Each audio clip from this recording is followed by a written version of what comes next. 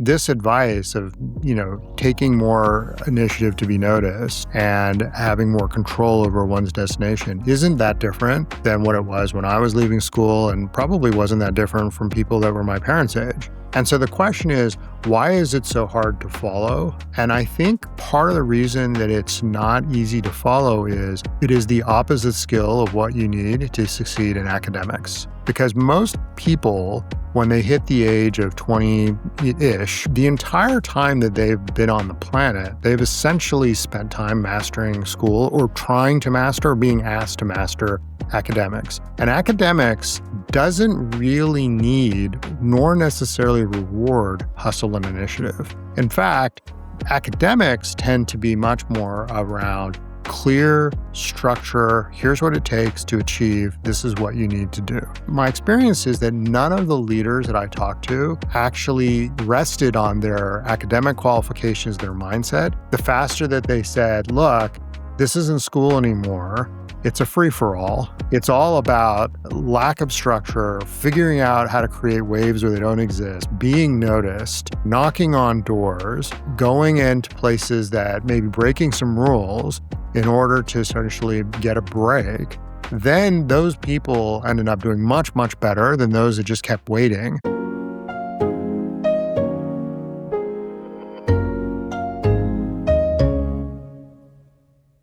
Welcome, everyone, to another episode of the Skip Podcast. I'm joined by my co-host, Carly. Good morning, Carly. How are you?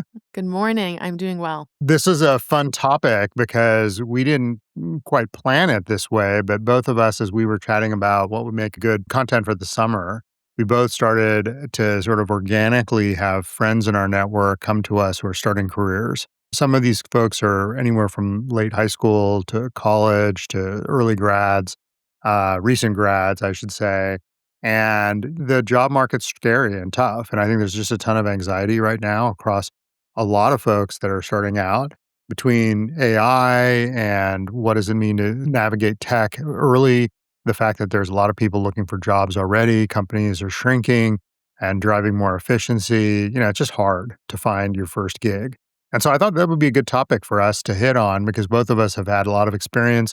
We've certainly started our careers ourselves and have our own personal stories. And I certainly have talked to a number of leaders in my community to ask them pretty openly, have things changed a lot and what's been their experience and how did they get started? And I want to share some of those topics today. This is not our typical audience that we're kind of targeting. Usually we talk to tech leaders, those that are a little bit at mid-stage, late stage, trying to think through, maybe what got us here isn't what gets us there. This is sort of for the folks that are in your life that are getting started, giving some advice to them to make sure they get started on the right foot is actually really important. So this is one of those, hey, share this with the people that are at that stage of career and give us feedback and make sure you also share your lessons because I think it's important for all of us to make sure that, all of the early folks in career are getting started on the right footing. So with that, I'll turn it over to you, Carly. I love it. Okay, Nikhil, I actually want to just dive right into it. I think what we've learned, both of us individually through our conversations by helping people or people coming to us, one thing I learned from you is that you actually have a good amount of, hot takes, if you will, or at least strong opinions that differ than the narrative that you see everywhere. And one of them that stuck out to me, so I'm just going to throw it to you, is you mentioned that in your early 20s, first job out of college, that job should completely consume you. So like work-life balance, kind of throw it out the window and maybe not even have side hustles and whatnot. Talk to me about that. Talk to me about your logic behind it, and I'll probably push back in some degree, but let's get started in that. Well, I think that maybe it's sort of a lagging indicator, but when I see people that are doing great in their first job, and what I mean by doing great is it's setting up the sort of maximized career. That job is going to lead somewhere, whether it's because of the network the person builds or the skills the person has. When that's happening, usually that person is feeling like there's more to do than they can possibly put their arms around. They've been given responsibility, but if they were to achieve and get things done, they'll get more responsibility. It's not one of those things where, hey, there's a list of things to do and the company expects it to be done in 6 hours and I do it in 4 hours. And so I'm going to use that time elsewhere.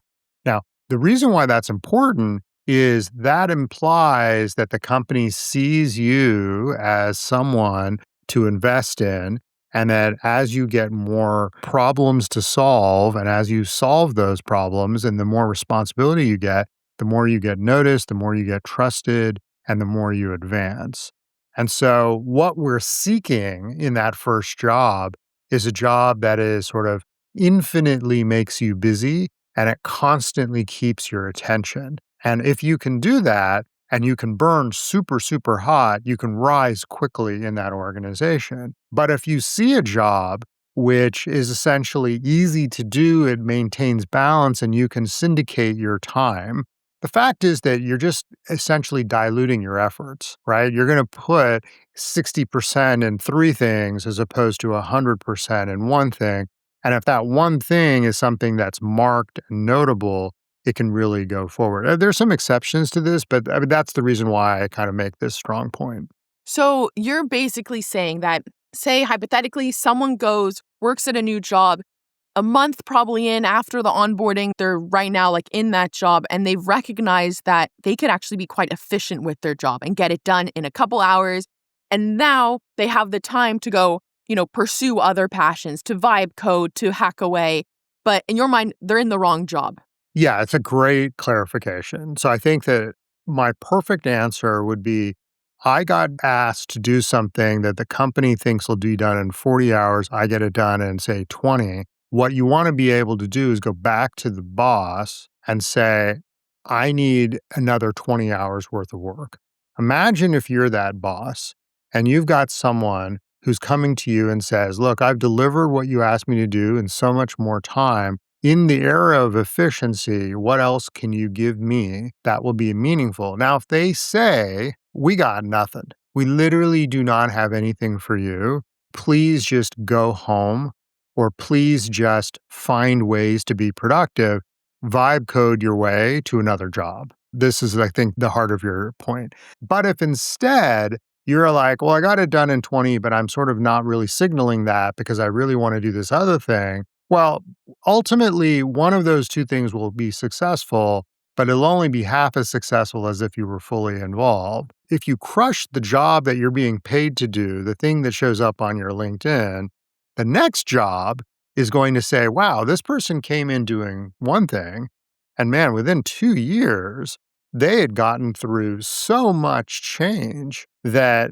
they were clearly growing faster than the company would allow. They're exactly the type of person we want because we want to be able to give them a bigger and bigger problem, and they want them to sort of swallow it whole and move on, as opposed to like, yeah, I did that really quickly, but I did this thing on the side. And it's like, okay, well, yeah, but I don't know if you're going to be able to crush our problem because our problem is 4 times larger than the first run, but you didn't really do that there. You just sort of solved the problem and then used your time to go do something that was like random. And that's why I'm pushing on this point.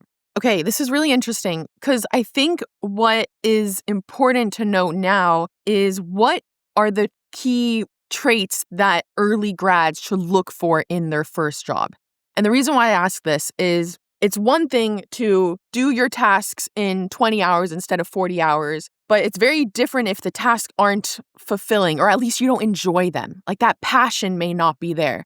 Right. So I think it's the first instinct for people is to actually go and build something that's fun, that they can build their own problems, things like that, and solve their own problems. It's another thing to actually go and say to your boss, I want more work, because maybe they don't, because they don't actually like the work, even though it could be productive for their career. Does that make sense? So how do you think about that, finding a job where it's career additive, but it may not be something that actually fulfills you? Yeah, and I think that a lot of entry jobs aren't necessarily the most glamorous jobs. And I think that, our goal is to essentially ensure that that first job is the setup for the second, and also takes advantage of the fact that you have the ability to take substantive risk. What I mean by that is when you start out, you have relatively little to lose. Most of you do not have major financial obligation, most in comparison to where you would be 10 to 20 years from then, right? So that's the point I'm making. I'm not suggesting that nobody has to make substantive money, but I'm just saying that if you have to make X dollars on when you're 25, my guess is you're going to need to make 3X dollars when you're 35. So the idea is that you have more to risk, you have less to lose, but you also need to sort of create these stepstones in your career. So now the question is, what is a good looking job that you can get out of college? It's probably not a job where if you work hard, you won't be noticed. You need to have a job where you can essentially look at the problem, tell yourself, I can crush that problem. And then ideally, if you do so, you will be given a bigger problem, going back to our earlier point. And if that's indeed the case, you need a company that's growing and a manager that sees you. If the company's not growing and has no additional work to give one, or if you're in a rank and file position where you have to stay within lines, that's going to be less valuable than a company that is growing, that needs a lot of resources, that doesn't have those resources, and might be willing to take a risk on someone early who's crushing it, right? So that's the kind of orientation that we want, even if it means you're being slightly underpaid. If there's lots of problems to solve and you're very high quality, you will own those problems, crush those problems, and be given more responsibility. And your boss needs to be able to pay enough of attention to be able to say, like, hey, Carly, you did a great job here. Sounds like you have extra time. Would you mind doing this other thing? We were going to hire someone else, or maybe this other person needs help. We wouldn't expect that you'd be able to do that, but I've got nothing to lose. And you're like, sure. And you work all weekend to just like blow it out of the water. And then you continue to push. And they're like, wow, everything I give Carly, she's just going to own and solve. That is a consistent trait between all the leaders that I spoke to when I did research for this. Almost all the leaders are like, yeah, I started in some completely random thing, but then I was very capable and I was able to really outshine. And very quickly, they asked me to do something way more important than they hired me to do. That's the pattern I'm hoping that we land for folks here. Do you actually think that it has to come initially from the employee, from the new grad to say, like, I need more work, give me more work, I'm capable of more? Because I find that's probably more common than, your manager, your boss coming to you and saying, okay, I'm going to throw this on you as well. Because in the beginning, it seemed more so that the employee needs to take initiative to say, like, look, if you finish it in half the time, then go find more work, go get more work from your boss to show you can do more. But in that last point you just said, it actually could come from the boss, which I feel is less common. It's probably less common. I think that you need to definitely show initiative in the office. The goal is not to quietly get things done and hope that you are recognized. That is very much how academics work, right? Academics, when you go to school, it's like, well, there's a test and you don't really need to impress your professor or make your peers notice you. You just need to nail the exam. I think that in this example, though, you need to show initiative. But part of the reason why I want people to go to their boss and say, I think I'm tracking ahead of what your expectations are, is that I want to get feedback from the boss. I was actually responding to someone yesterday and they were like, hey, I think I'm crushing it, but I'm not getting rewarded. And so then I said, well, what is a conversation that you're having with your boss? This is actually just coincidental, but the person's like, well, it's interesting. Now that I went and confronted my boss and I asked them what they thought about my work, and of course, I feel like I'm crushing it. They're like, well, I think you should be all in on the company and you should be doing less in side hustle, point one. And point two, I think you're trending incredibly well and we want to continue to acknowledge. But I think that the interesting reason I bring the story up is that the person wasn't 100% clear that they weren't nailing the quality bar that they thought they were. And when you're early in career, you're learning a lot about how others work, how companies operate, what quality looks like. You may think that the quality's there. You may think that you've been able to nail it. They may not feel that way. And instead of you doing a side hustle, which actually in this example the person was doing, you could have gone from a B plus to a solid A, but you never really checked in. And so the ideal thing was not like, oh, I got my job done in 20 hours. I'm going to go do other things. It's like, I got my job done in 20 hours. I'm telling my boss I got my job done in 20 hours. I'm not afraid of more work. And they're like, you actually need the additional 10 to get it really done. But I'm still able to get 10 back. That's the conversation, but too many people are sitting back and passive and hoping they get noticed or assuming that they get solved, and that's why I'm pushing on this. Okay, do you think from your conversations that you've had with early professionals, have we become too soft where we actually stray away from feedback? Because, like you said, like we should run to feedback, right? And we should, like, it could be very different than how we're conceptualizing our own work. And in that story that you just told, it was very different. And that changes kind of his or her trajectory of how they're thinking about their career. So, do you think we're in this softer generation where we actually don't want feedback? I think things are not as different now than they were in the past. I think that I wouldn't say people are softer and build on some of the, kind of stereotypes that we have generationally. It has become more commonplace for people to be passive. And I think that it has historically been the case, and it continues to be the case, that those that are active and show initiative and hustle do much better in career than those who are passive. That is a truth. And whether 30 years ago when I got started, or 5 years ago when you got started, or today when people are getting started, in all of these cases, I think that those that are hustlers that are active are the ones that tend to do well. So, this specific piece of advice is actively talk to your boss about your performance and the work you're doing, and don't just wait for the review and hope that the feedback that comes in is positive. I think is always a sign that the person is going to have a suboptimal career because they're just going to wait to be told what to do. And if you were a manager, that is a lot of work for you to manage. What you'd rather do is get your own work done and hope that I can give a big problem to someone and then check on it.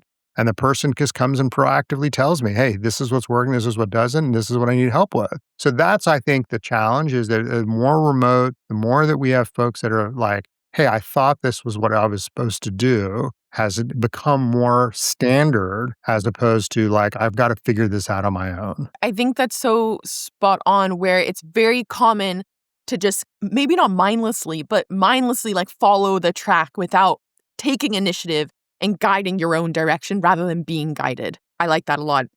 Okay, I want to now go into maybe another hot take, or at least it touches on finding your job and what you should be optimizing for that maybe our values or whatever you want to call it is misplaced. But one thing that you have taught me, or at least have said, is choose your boss over the company, over the logo. Talk to me about that. Why is that important?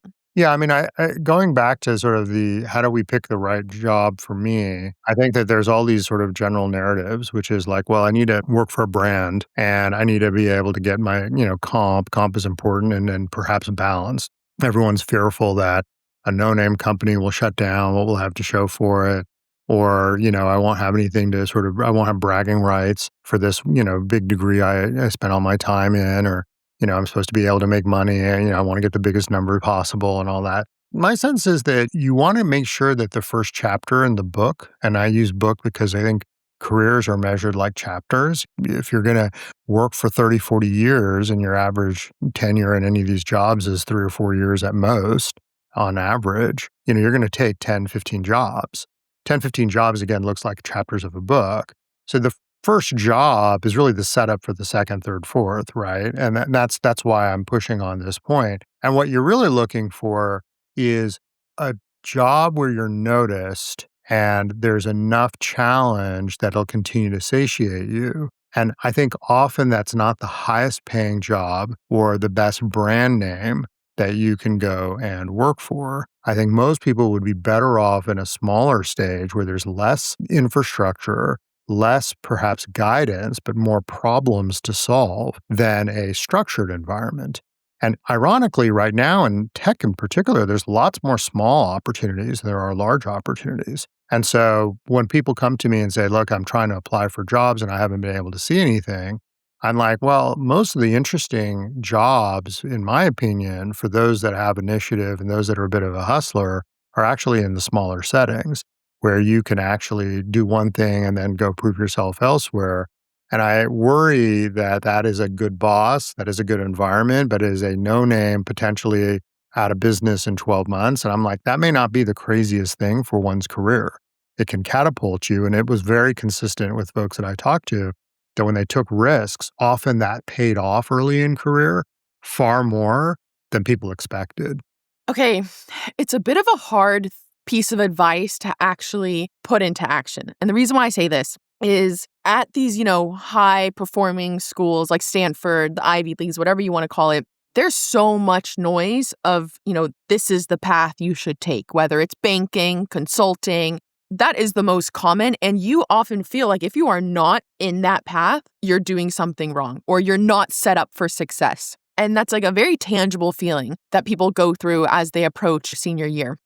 So that's one. Two is joining almost a no-name, a startup where you don't have that credibility to catapult you.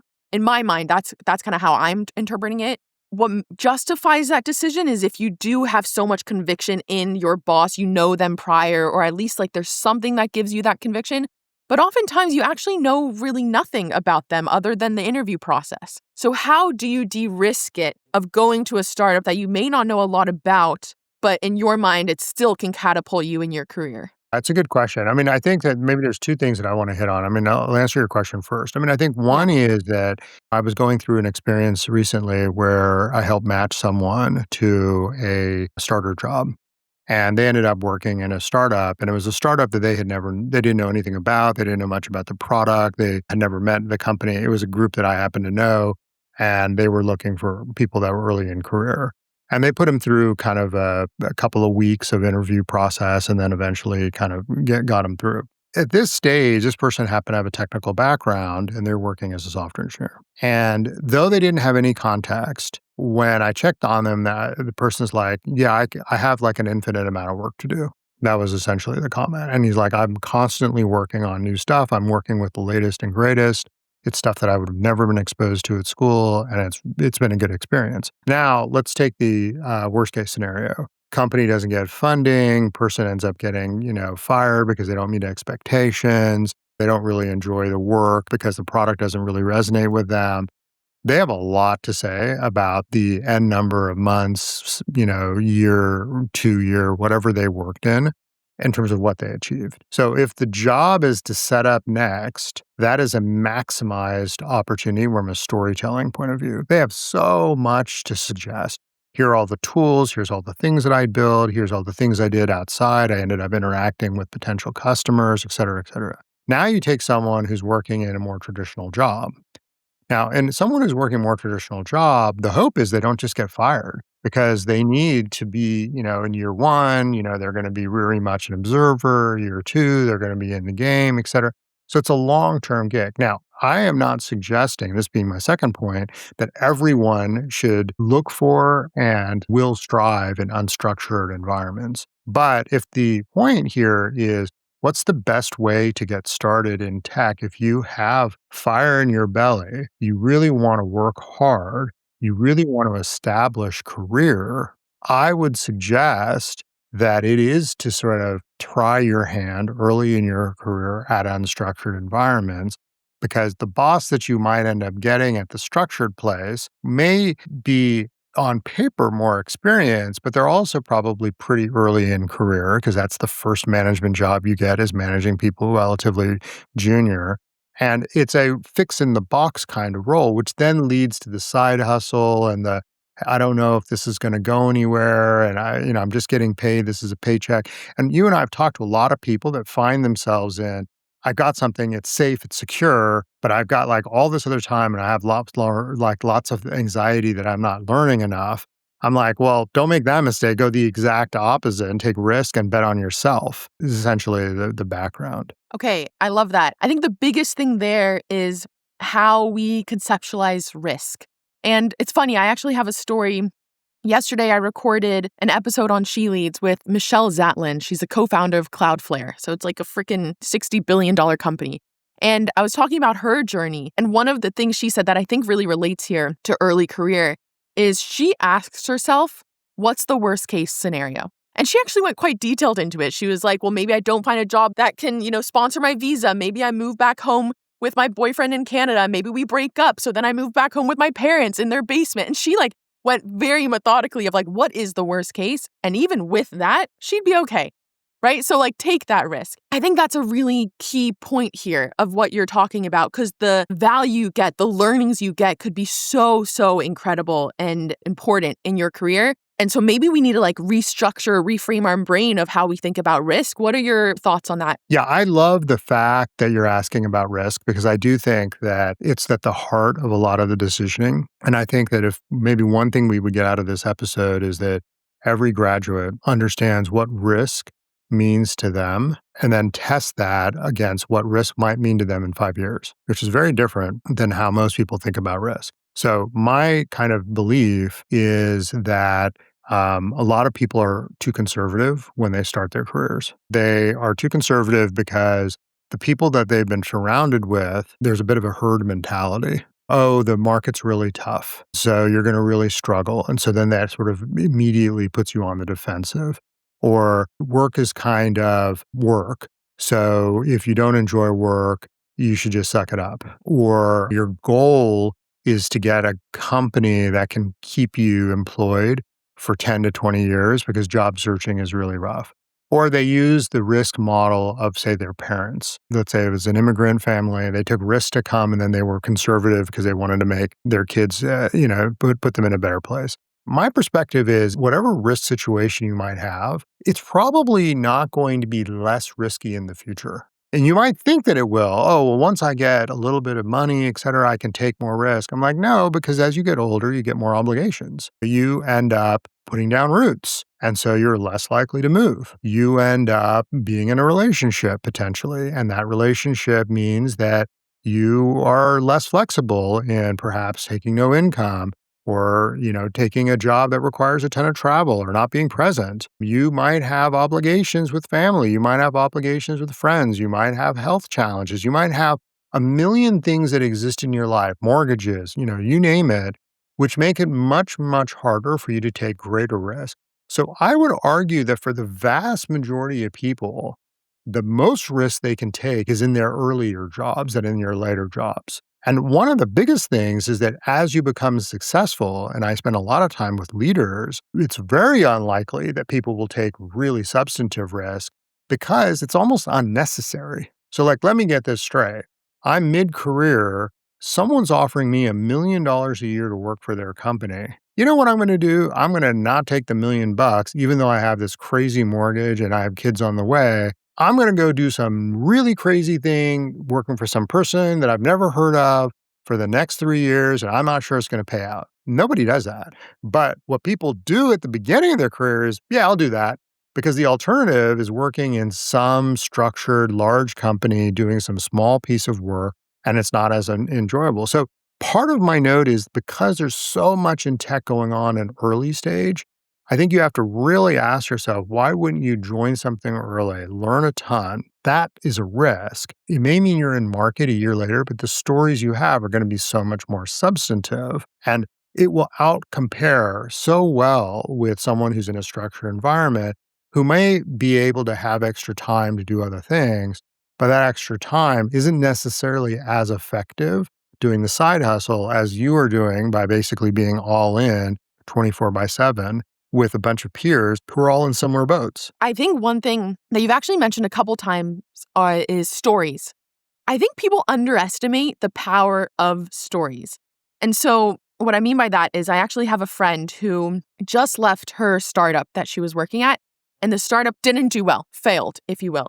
And in her mind, she is so fearful of finding another job because in her mind, she's like, I just worked at a failed startup. What do I have to show? Rather than creating this narrative of like, what is the story to show for it, right? There's so much that you can take from it that actually is incredibly valuable to where you go work next, but it's all about how you create the story. Can you talk about that? Is that something like what tips you have for creating the story, or at least the importance of storytelling? Because that actually ties very closely to feeling a bit more comfortable of taking this risk. Because again, worst case, it's a failure or get fired, whatever it may be, but you actually could have a really compelling story.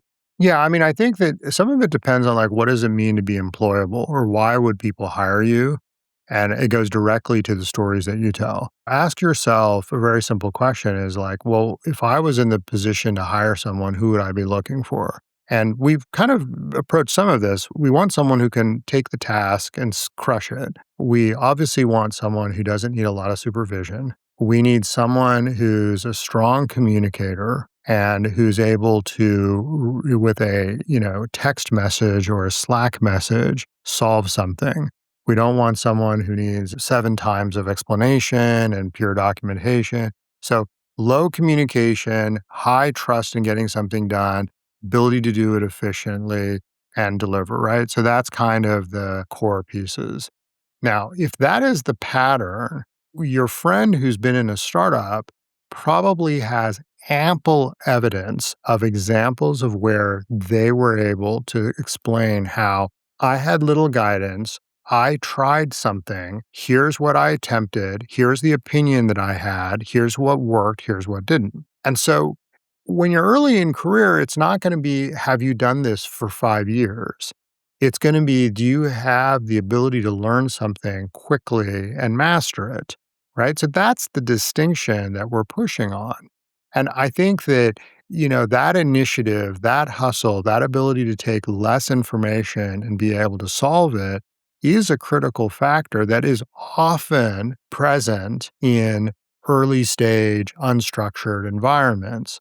Now, I think the other piece of the equation that I think I cannot emphasize enough is that companies want someone who's used the tools of today to solve problems, because the tools that we use to solve problems, particularly in the era of AI, have gone through a huge change. And so if someone comes to me and says, well, I worked at this large company and then they had a way of doing something. And so I sort of worked on it. And then a couple of years later, I got laid off. And then you compare that to someone who's like, well, we didn't have any tools. So I ended up having to build things myself or use things that were off the shelf.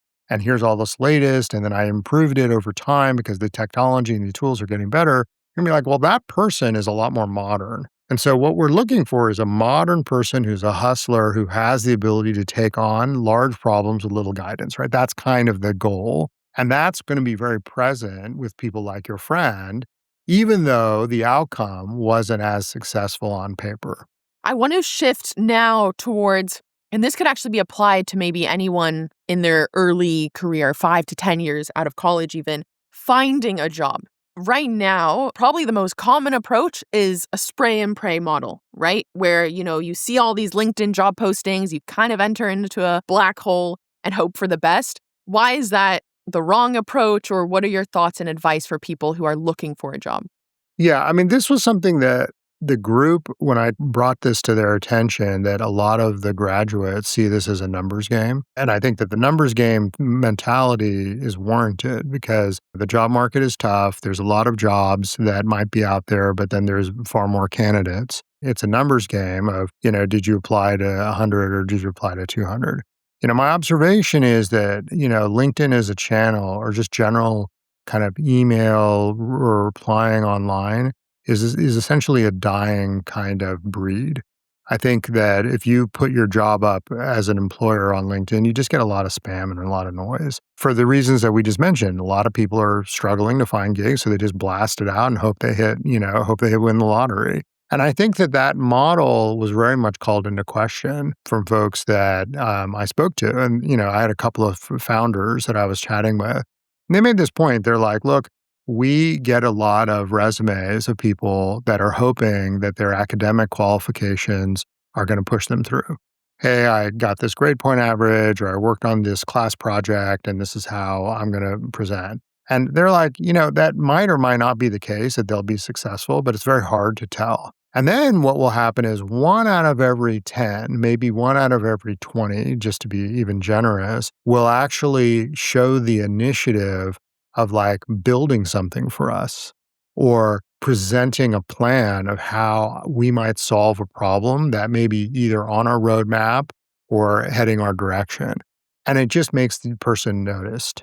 So the example that was like, someone found our product, came up with a feature that they thought was a good addition to the product line, wrote that feature, maybe it was a prototype, maybe it was something a little beyond that, submitted it to us, and essentially said, hey, we would love to work with you. I like this product. I understand it. Here's something that I built. and it got noticed. And it had nothing to do with the university or their location. It was essentially like a creative way to show that they are a builder.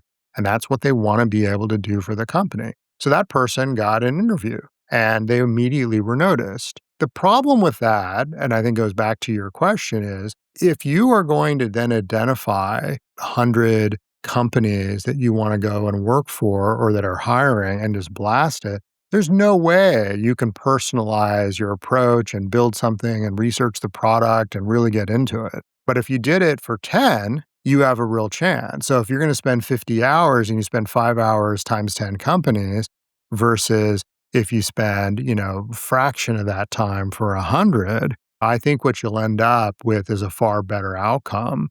And it will also show general interest and you're learning, right? Because you're building, you're trying to show something, you're trying to show initiative, et cetera. I think that may be the reason why people don't do it, is that they feel it could be a waste of time when they're spending all of these hours, right, doing the work for a job that they may not even get. Right. And I think that I would say that is a risk, but let's look at the outcomes, right? So possibility one is I spray and pray, which hypothetically might lead to a small number of interviews. And during those interviews, the stories that you will tell will be one of academics. It will be one of, hey, this is what I did in school, et cetera. It's going to be very hard to be noticed. The alternative is in the much more targeted case, the bulk of the conversation will be around the tools that you're using to build something to showcase your essentially resume, your idea, and you would be in a much higher quality conversation. Now, let's take the example where we try both and neither of them work. So we go after 10 specific examples, but we also tried the 100 spray and pray. Which one of those is going to be better for the 11th company or the 101st company? The fact is that if you've tried doing something for 10 different companies, even if you don't work for them, you're learning. You are not learning at all sending out essentially 100 resumes. You're not getting better at building. You're not building an opinion. You're not researching the actual product. All you're trying to do is game the system. And I think that what's changed is that the system is not as gameable because there's just not as many jobs and there's far more applicants. So you have to be noticed, which is the grit, the hustle, the creativity, the depth, et cetera, that we keep pushing on. People underestimate how much initiative they can actually take and how much they can truly steer the boat to some degree. I think right now there's such a strong narrative that it's really out of their control. So they're really just going to see what sticks and what happens. I have a very tangible story to the advice you just gave, which is when people would ask me, how do you break into VC, right? Into venture capital? What's really hard is there isn't actually a standard. It's not like banking or consulting and whatnot. However, it's very much what you said, where I tell people that in order to stand out, I would actually do the work, find 10 companies, find 10 founders that you are interested in that follows under the thesis of the VC fund and give, the risks, why it's exciting, why now. Give almost an analysis of these companies that maybe the actual investor have missed out on. That shows far more than even a cold email, actually, or even just, applying on the job board on the website. The reason why I even give this advice is it worked for one of the associates at Floodgate, right? He completely cold emailed Anne and said, these are the companies that I'm keeping track of. These are the founders that I'm interested in. And I would love to get your thoughts, or I think it actually falls under the thesis of what Floodgate invests in. And that instantly stood out, right? Completely stood out than what you typically get from any type of inbound. So I'm a huge believer in that approach because it just naturally stands out. You learn a lot, like you said. And then the last thing I'll say is I think what LinkedIn does well and what I've kind of guided my own process is I'm such a passionate cold emailer where, if anything, what I try to do, though, is find the trail, right? That's what I call it. I find the trail to the person I want to get to. So the amount of LinkedIn messages I have sent to a mutual connection saying, hey, do you know this person?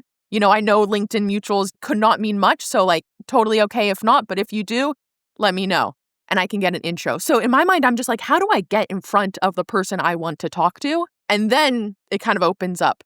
So that's another piece where, again, I think it's so much you can take more initiative than you think, and it's really in your control than I think is perceived.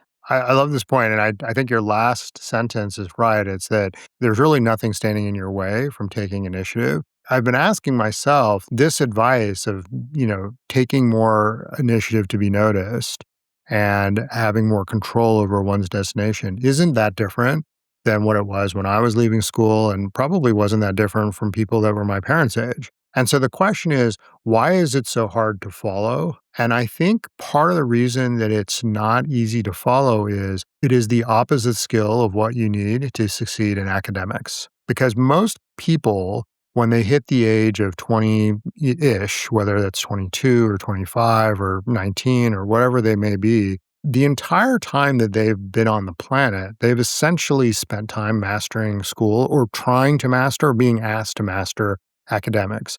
And academics doesn't really need nor necessarily reward hustle and initiative. In fact, academics tend to be much more around clear structure. Here's what it takes to achieve. This is what you need to do.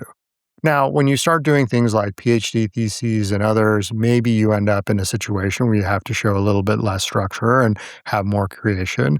But my observation is that rarely are those skills needed. And so when you leave school, your mindset is, well, this is way the world's supposed to work, is that I do well in school. There's like a recipe. And so when you talk to your peers, you're like, well, this is what we're doing after we graduate. This is the paths that we take. Here's the process. We wait for these recruiters or we email these people. And my experience is that none of the leaders that I talked to actually rested on their academic qualifications, their mindset. The faster they broke that mindset, the faster that they said, look, this isn't school anymore. It's a free for all. It's all about lack of structure, figuring out how to create waves where they don't exist, being noticed, knocking on doors, going into places that maybe breaking some rules in order to essentially get a break.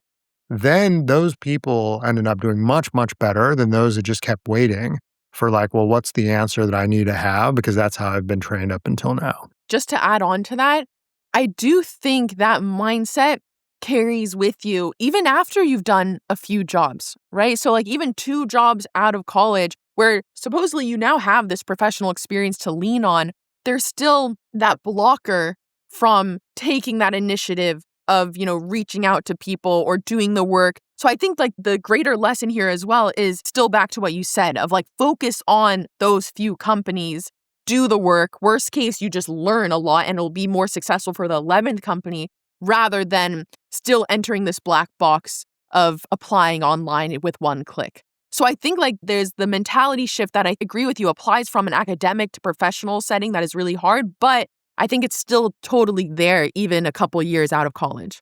100%. And when you were describing that, it also triggered that, one of the things that many of the people listening to this podcast can do today is, in some ways, you don't want to stare at the abyss at any point in life or any point in your career. And I think that we're describing a little bit of you graduated, you've celebrated, you've come back from the summer, and now it's like, okay, got to go do my job search, right? What ideally we would like to do is avoid a situation where you have no network, LinkedIn plus academic grades, and this giant abyss of process that you need to get through. So the first thing is one thing that really helped my career and helped almost all the leaders that I spoke with is they were trying to work while they were studying. That could be side hustle. Going back to our side hustle, it could be they were building things on their own. It could be internships, which I think are, and this is like maybe the craziest statement, is that your internships will matter far more than the name of the college you went to. Nobody seems to think about that. Like, how many kids leaving high school are spending all their time obsessed over the summer internships they'll have between their years? Every kid that I know that is going to high school, they're all obsessed over which college and how am I going to get in and what that process and how much it's going to cost and all that. Now, when they graduate, you and I both know many, many people who have these amazing academic brands and grades, and they're struggling. And the ones that actually get the jobs are the ones that are like, oh, they happen to have worked at the company when they were a junior. And so then the company said, hey, we like you, and they invited you back. Or they had a story to tell, which really helped them in their interview process because they weren't looking so fresh as a fresh grad. So I would say spend a ton of time thinking about how are you going to involve work into your academic life before you get there? How are you making sure you're using the latest and greatest because you have a laptop and you have additional time? Those summers where you're like, look, I'm going to blow off steam and I'm going to go to Croatia and all that, that's all fantastic. But that's the stuff that does impact your ability to get a job and increases the chance you're going to stare at the abyss. And so when I see kids that are in high school, in college, I'm really thinking through if they really want to worry about job stuff, worry about it now, not down the road. Send it to someone who's going into college or coming out of high school, whatnot, because that's really compelling. Yeah, and it could be, finding free hustle jobs. It could be leveraging your network and community. I mean, one thing that you had told me is, maybe I'll ask you this question is like, how did you network? Networking makes a lot of sense when you work at a company and there's a bunch of people and you get to know them. But like, how do you network when you're early in career, particularly in college, is an important, aspect to not only get internships, but also jobs. And it's funny, by the way, I'll touch on that. As you were talking about internships, my brain went to, as a student athlete, I couldn't do any summer internships except for one summer. So in my mind, I'm like, oh man, it's kind of hard for the student athletes. And if anything, you leverage your experience as a student athlete when you're going out and starting, into the real workforce. However, at the same time, I realized I did a ton of internships during school, right? And I worked for companies during school. So like, yes, very busy, but I learned a lot from those experiences. Like, it doesn't actually have to be just in the summer. It could be in school while you're taking classes and whatnot. So there are ways around it, and there's so much beyond it. And in terms of growing your network, for me, it goes back to cold emailing, or at least going to people that I know, Stanford professors, right? I built really great relationships with Stanford professors that I still have today. That's honestly how I got Floodgate and worked at Floodgate, is because my relationship with Anne and kept keeping in touch with her. And so I think slowly building those networks very much from my own initiative, right? And me taking that initiative to like keep the connection warm, if you will, because they're not thinking about me. I'm thinking about them. I want to talk to them. I want to learn from them. So that comes from me reaching out to them and reaching out to them in, a few months down the road after talking with them. So I think a lot of it, like you said, comes from that. And like, I lived abroad after college, but still in my mind, it was so important to keep those connections, or at least keep those relationships alive, because who knows what it could lead to? Who knows that I would want to talk to them again and where that could lead to. There's two things that kind of come to mind. One is that I think it's the professors that you encounter as well as the sort of upperclassmen. It's the people that are in the university that are going to go ahead of you. They're great resources to say, how are you liking the job? Is this sort of company what you're hoping for? Can you put in a good word for me? Is there an intern? Is there something I can do to help, et cetera? So I think that there's more connections than people realize. There's so many people at your university that are going to go in all these different places. You want to be taking advantage of them. And I definitely agree that there's a hustle piece that came up where you're building those relationships. But there's some subtleties to what you said. And this comes up a lot when I work with people that are early in career, is that there is an art to maintaining a relationship and establishing a relationship. I can tell you there's so many people that unknowingly are transactional in the way that they work with people that are in a position to help. And so myself and others, receive emails all the time from people that are like, hey, we could use a break. I think the mentality of that person that's asking that question is, well, I'm looking for help and I don't have a lot to offer. And so there's a humility associated with that, which I always appreciate. Well, so people will ask a question and on occasion we'll be in a position to help. But then you won't hear from that person again, or they're incredibly concise to the point of it's essentially, I look at it as like, oh, I'm in a transactional relationship where I can help. They're looking for service. When service is complete, there's no more conversation to be held. There are a few that I work with who are relatively early in career, but they're just masters of maintaining the relationship. And so you made this comment. It's like, oh, after I spend some time with the professor, I keep them updated. I continue to sort of make sure they have context as to what's going. That it shows that, hey, in exchange for what you've done to invest, here's how it's working out. Here's how I'm improving. Here's how it helped, it resonated. As a human, I'm very incented to help other people who are keeping me on the journey. I don't really want to be in a transactional relationship. I'm not a service provider, but I am in the business of helping others. And so are many, many, many people that are listening to this podcast. We all want to help, but we also, in exchange, want to have some context and maintain a relationship. So the art is master how to communicate with people, how to open doors, keep those doors open, maintain those. And these are some subtle things that, frankly, the chat GPTs of the world can help you and give you guidance, but you can't be lazy when you ask for favors. You have to invest in continuing that relationship because otherwise that relationship will be like, well, okay, that person asked me for something. 2 years later, they're asking me for it again. How incented am I to help them if the goal is to just continue to be a service provider?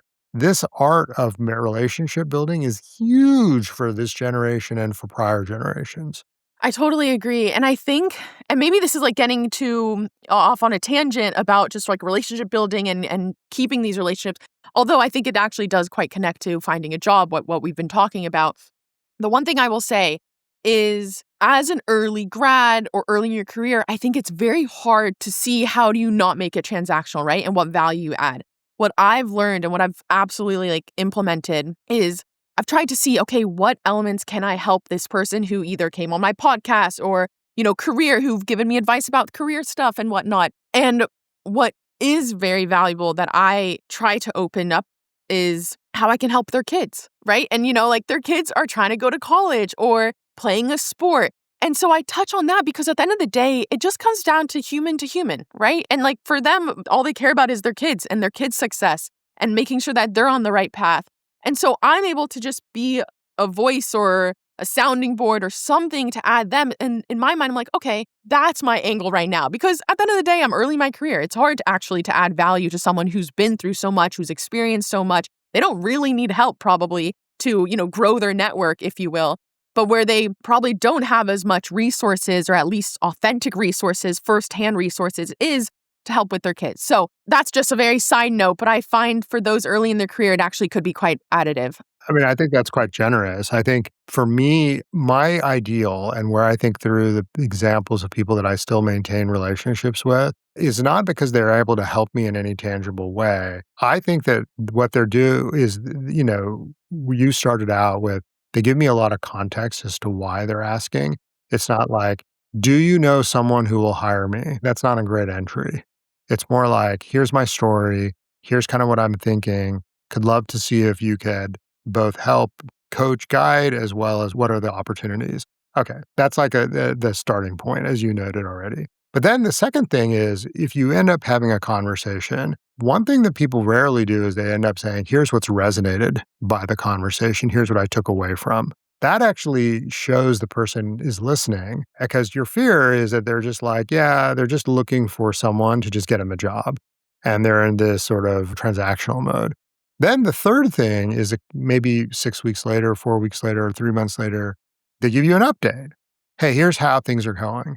We talked about some things that I was struggling with. We talked about people I should talk to. Here's what's working. Here's what's not working. Here's where I'm at. There isn't necessarily an ask or, hey, can you help me again, et cetera. It's just essentially an update. And then there's a consistency in that.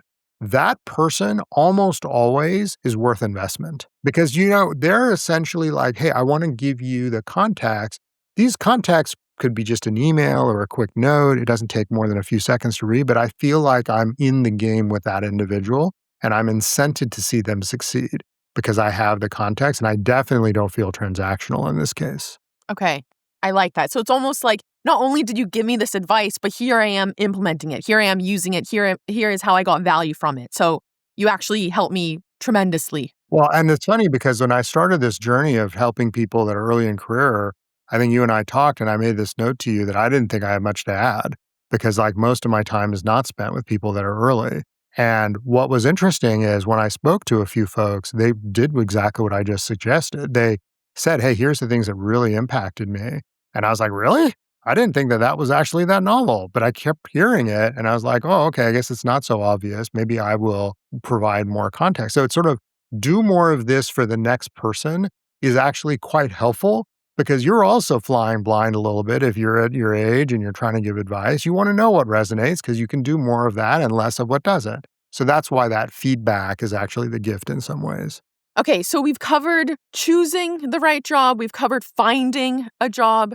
Now I want to touch on you're in the job, and a lot of what comes up is what are green and red flags. One signal that I've heard come up quite a bit, and often from guests that I've had on my podcast as to when they knew they had to leave their company, is they looked at their boss and they said, you know what, I don't want to be my boss. And that was their signal to leave. What do you think about that as a good signal or just in general red flags that people should look out for? I mean, the biggest red flag that I always say to look out for is anytime you see an inconsistency in values. And I think values is probably the one red line that I always ask people to step away from. Hey, the company doesn't believe in something I feel strongly in. That's a tough thing to sort of wait out because values are just sort of like life is too short to work on something that's not consistent with your own value system. And I don't mean values like I think that they should stock the fridge with more sweets and I don't believe that, carbs are bad for you and they do. Like, that's not a value. But a value of like, hey, I feel like there is no boundaries on time.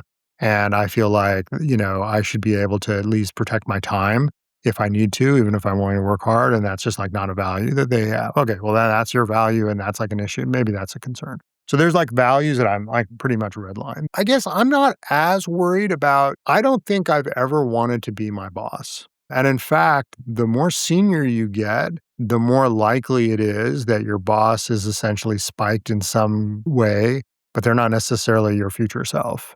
I do agree that in some ways your boss is essentially suggesting to you what additional success and tenure at the company will provide. But I think that if you came to me and you said, look, I looked at my boss and they're just not someone I respect. And I'm like, well, what's your story going to be like in 12 months? And they're like, well, I'm going to launch this thing. I'm going to build this thing and I'm going to learn all this stuff. And then if I get lucky, I'll get promoted. I'm like, okay, well, that is so awesome. And it's so much learning. I really don't care that you don't like your boss. You don't need to be there for the rest of your life. Now, if you're say to me, I love my boss, I think they're great, but this company is just giving me something that I can do, but it's not very hard. And we're not growing very well. We're kind of shrinking, et cetera. I'm like, that doesn't feel very career additive. You don't have much of a story to build upon. And your job in this job is to get the next job. That's all we're trying to do, especially when you're in chapter 1 of career. When you're in chapter 1 and chapter 2, you're just trying to get to chapter 3 and chapter 4. You're not trying to solve anything really huge. When I started my first job, I joined a startup because I knew that I would do better in an unstructured environment. And I really wanted to one day work at early stage founding kind of situations. And I wanted to be a founder, or at least I wanted to know what that was like. So, yes, the job turned out to be reasonably successful and I ended up building a bunch of skill. But the entire time I was like, is this helping me become a founder? And 2.5 years later, I became a founder. And my boss, who I really enjoy working with, was, more of a structured leader. And that wasn't necessarily who I wanted to be. I wanted to be more of a founder, but I didn't mind because I got a lot out of that responsibility. They got a lot out of my work and it was a great relationship. So that's why I'm pushing on the stories and the setup more than anything else. I really appreciate you walking through that because I think, one, I'm actually not sure how commonly said it is to be okay with finding a job that is just a stepping stone. Like, that is okay. And that is probably the right way to think about it rather than putting all this weight of your first job and it has to be perfect and everything has to align. And I hope that I can, love it and be there for many years. Like, that's actually not the case. And I think you highlighted that. And at the end of the day, for you, your metric is more so, is it career additive rather than do I want to be this person, in the next few years? Yeah, I would say less than 5%. So 1 out of 20 of the leaders that I frequent with suggested that their first job was a long-term job that ended up establishing their current career. Almost always, their first job was a short-term, rather short, rather tactical stepping stone, but a very important stepping stone to let them understand what it meant to succeed in work and to give them confidence that they could do it. And that is not a 5-year gig. That is a couple of years. And then they found their true calling. So your goal is to find your true calling through your first job. It wasn't to set up something that long term. Is there ever negative signal when you see someone who's jumped around every 1 to 2 years? I mean, definitely, if the person has trouble succeeding in the workplace, they will jump around. And sometimes you'll see someone who has a strong optics. They interview well, they have good brand, and they jump around. I worry a lot. Like, there's a lot of people that come to me and they say, "Hey, I'm going to stay in this gig a little extra because I'm worried about the optics of transitioning." There has been so much change in the last 5 years professionally. This podcast episode can't go long enough to talk about between COVID and remote work and AI and everything in tech and how things have shifted with, zero interest. I mean, there is so many changes in tech. If you're like, I just sort of stayed at the same gig doing the same thing during all those changes, I'm kind of like, hey, that's kind of an odd thing.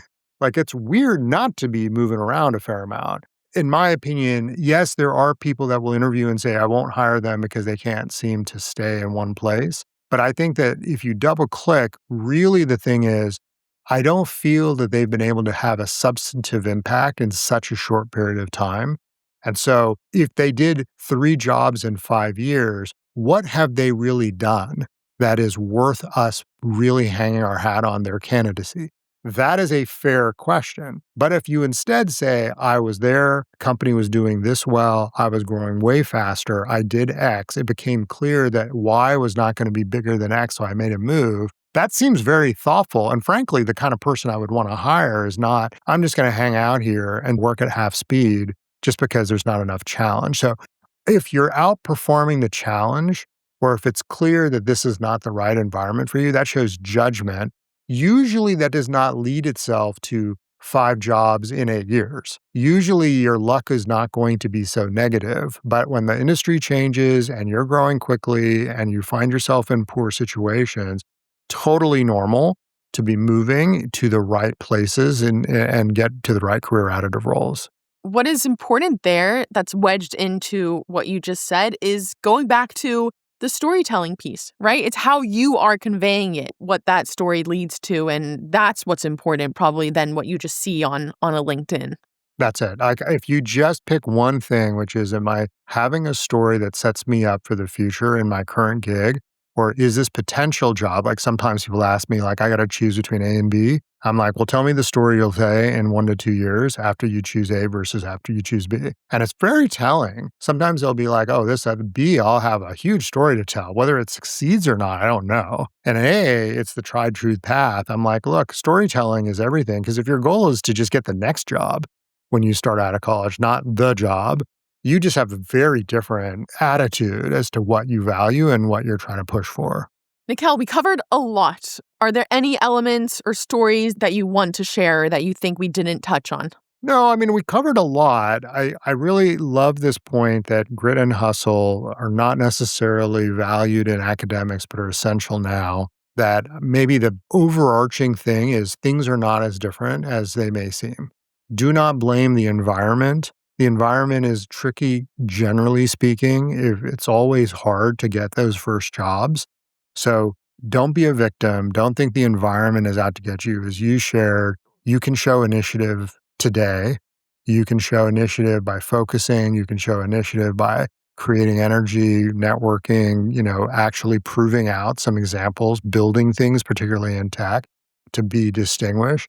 And if you're not at a point where you're looking for jobs, definitely be thinking about, how am I going to improve my understanding of the professional life while I'm working? Recognize that when you start work, you have to learn how work works. Like, companies work differently than academic institutions. Your boss and your peers are not anything like fellow students and professors and TAs. You really have to learn how to work. And that's a hard thing to do. So make sure you're immersed in that. And maybe my last kind of note from the rocking chair is I've heard this a few times in the last 6 months. People are like, well, I'm going to take my first job and I kind of like the flexibility of working from home. I think I'm going to do that as opposed to being in person. I'm like, are you insane? Like, I think we're going to have this study that's going to come out in 5 to 10 years. It's going to say the difference between those that started in office and those that started their careers just over Zoom is massive. Because if you're trying to understand how work operates, you absolutely have to be surrounded. You learn so much watching how successful leaders conduct business. How do they speak? How do they talk? How do they manage their calendar? How do they interact with others? You have everything to learn. You can't do that by just clicking on a Zoom call and doing your job and then putting it away and going and doing your thing. So find a job which you can be in person, learn from others.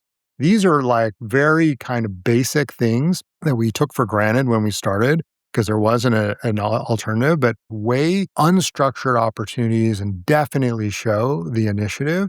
And I think you'll be very, very different in terms of success than those that are holding back, flying on LinkedIn and blaming the environment. I love that. I think what's so fun, like you said in the beginning, this is a different type of episode. And what's fun now is that we've probably planted a few seeds in people's minds. So if anything, reach out to Nikhil, reach out to me on LinkedIn with more questions that you have, and then we can dive even deeper, go in a few different directions with this. So this has been very fun. Thanks again, Carly. And I think most importantly for the audience, share this with people that you think are going to eventually or are currently going through those first chapters of the book because they're really important and they set up the rest of your career and in some ways, a huge impact to your life. So as always, I always appreciate your time. And this has been the Skip Podcast.